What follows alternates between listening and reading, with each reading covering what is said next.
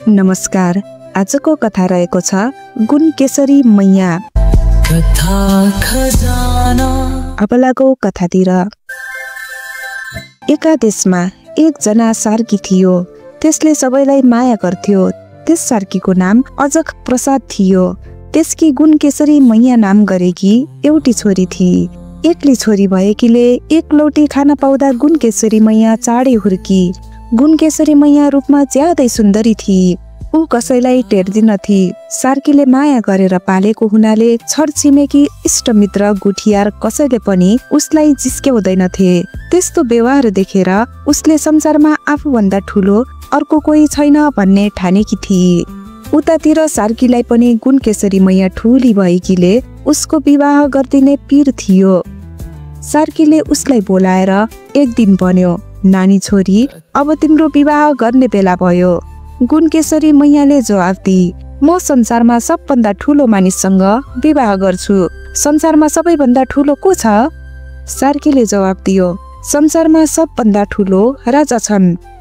गुणकेशरी मैयाले भने, त्यसो हो भने म राजासँगै बिहे गर्छु। सार्कीले राम्ररी सम्झायो, नानी छोरी, हेर, सबैले आफ्नै जातिसित विवाह गर्नुपर्छ, अर्काको जातसित विवाह गर्नु हुँदैन। राम्ररी पुलपुल्याएर पालिएकी गुणकेशरी मैयाले अजक प्रसाद सार्कीले जति सम्झाए पनि मानिनन् र अन्त्यमा सार्कीले गुणकेशरी मैयालाई राजा कहाँ पठाइदियो। गुणकेशरी मैयाले राजा कहाँ गएर भने, ए राजा, म तपाईसित विवाह गर्न आएकी हुँ। राजाले सोधे, किन नानी, तिमी मसँग किन विवाह गर्ने? गुणकेशरी मैयाले भने, म संसारको सबभन्दा ठुलो मानिससँग विवाह गर्न चाहन्छु। तपाईँ सबभन्दा ठुलो हुनुहुन्छ भन्ने थाहा पाएर म तपाईँ कहाँ आएकी हुँ। राजाले भने, के गर्नु, नाम मात्रले ठुलो भएर, म भन्दा बलियो अर्कै छ। गुणकेशरी मैयाले सोधी, को छ त राजा? राजाले भने, क्याउ त मन्त्री, मैले पनि उसले भनेको सरसल्लाह लिनुपर्छ।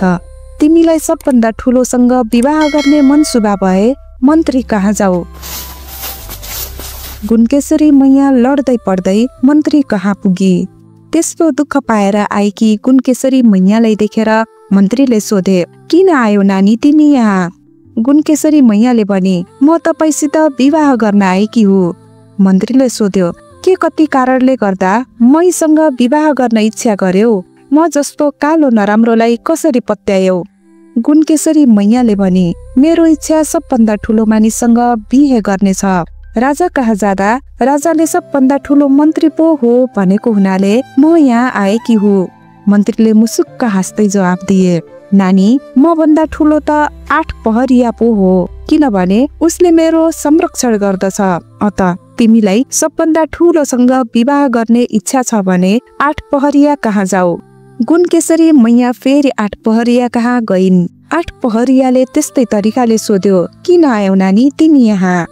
गुणकेशरी मैयाले उसै गरी जवाफ दिई, म संसारको सबभन्दा ठुलो मानिससित विवाह गर्न चाहन्छु र यहाँ आएकी हुँ। 8 पहरियाले सोध्यो, कसले भन्यो तिमीलाई कि म सबभन्दा ठुलो हुँ? गुणकेशरी मैयाले जवाफ दिई, कहिले कहिले तपाईले मन्त्रीलाई तर्साउनुहुन्छ अरे। 8 पहरियाले सोध्यो, के तिमीले मलाई साँच्चीकै पत्यायो त? म यस्तो अनपढ जङ्गलीलाई? गुणकेशरी मैयाले भने, मलाई रूप रङ्गको केही वास्ता छैन, ठुलो भए पनि पत्याइहाल्छु नि। 8 पहरियाले खिसिक्क हाँसेर भन्यो, तिमी एउटीले पत्यायो त ढाट्ने कसरी? ढाटेर विवाह गरेको फाप्दैन भनी भन्दछन्। गुणकेशरी मैयाले सोधी, के भनेको होला नि त्यस्तो? 8 पहरियाले जवाफ दियो, संसारमा सबभन्दा ठुलो त अर्कै छ। गुणकेशरी मैयाले सोधी, को नि? 8 पहरियाले जवाफ दियो, सार्की, किनभने मेरो जुत्ता अरू कसैले सिउँदैन, सार्कीले मात्र सिउँदछ। 8 पहरियाको यस्तो कुरा सुनेर गुणकेशरी मैया झसङ्ग भई यता उता चाहर्दा चाहर्दै थकित र लखतरान परेर आफ्नो पिताको घर फर्की। यस्तै घमण्डी गुणकेशरी मैयालाई आफ्नो जातका सार्कीहरू कसैले पनि विवाह गर्न इच्छा गरेनन्। बल्ल तल्ल आखिरमा अजक प्रसाद सार्कीले एकजना अधवैश्य सार्की खोजेर उसलाई कन्यादान गरिदिए। गुणकेशरी मैया आफ्नै जातको लोग्ने पाएर बल्ल दङ्ग परी। सुन्नेलाई सुनको माला, भन्नेलाई फुलको माला। यो कथा वैकुण्ठ जाला भन्ने बेला मुखमा तुरुन्तै आउला। धन्यवाद।